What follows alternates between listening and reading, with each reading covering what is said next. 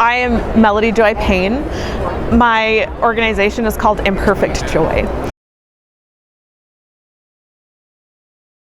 I am a filmmaker, and the focus of the work that I do is in really helping the patient's stories to focus on who they are as whole people.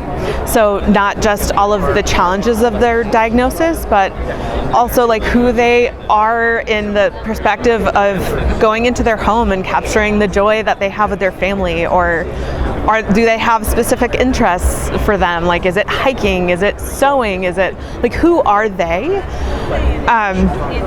The place that this really is important is in allowing others who haven't been through something like that to connect to stories in a space that is relatable, and hopefully move others to join in the movement of being able to work together to help these patients and families have access to the care that they need. I think one of the things that's most challenging about a lot of the patient advocacy stories that are going out there is that we set up, like you and I are having a conversation right now.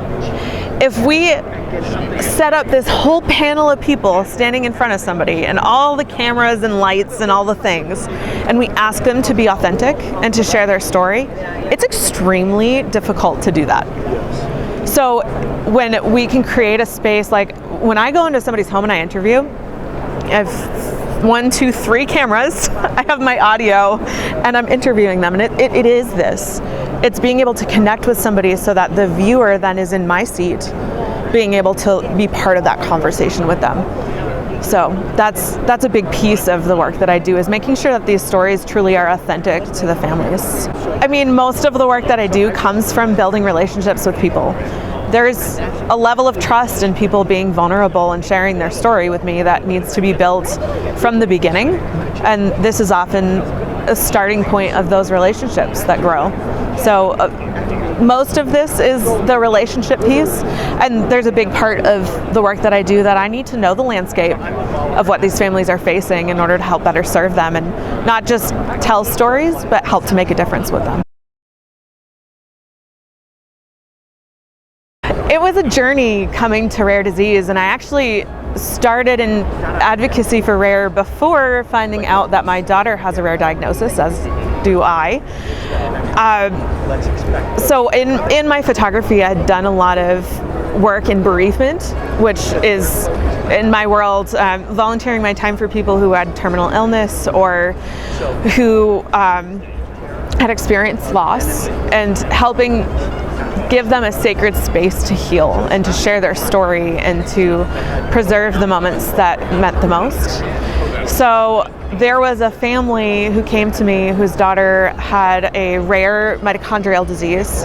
Her brother had passed away 2 years before to the same condition, and they were preparing to not have a home with any children there anymore after having these 2 beautiful children in their lives.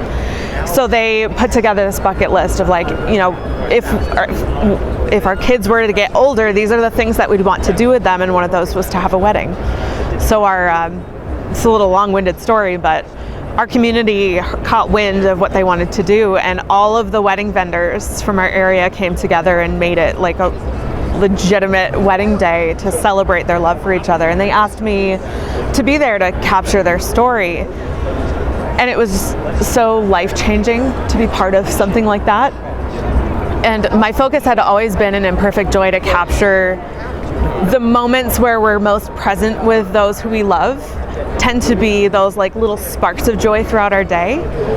And they were so present for it in the midst of something so heart-wrenching, but they just lived to the fullest the moments that they had together. So I ended up having a couple of other families that had a rare diagnosis, and they kind of sent me on this quest of, why do rare disease families need to share their stories? A couple of the ones that we're focusing on at the moment are myasthenia gravis, thyroid eye disease. We have some collaborations where we work with pharma and patient advocacy groups and nonprofits. So some of those are more rare as a whole, but it kind of comes about organically as we start to have conversations with people. I'd love for it to be more rare whole focused as it grows.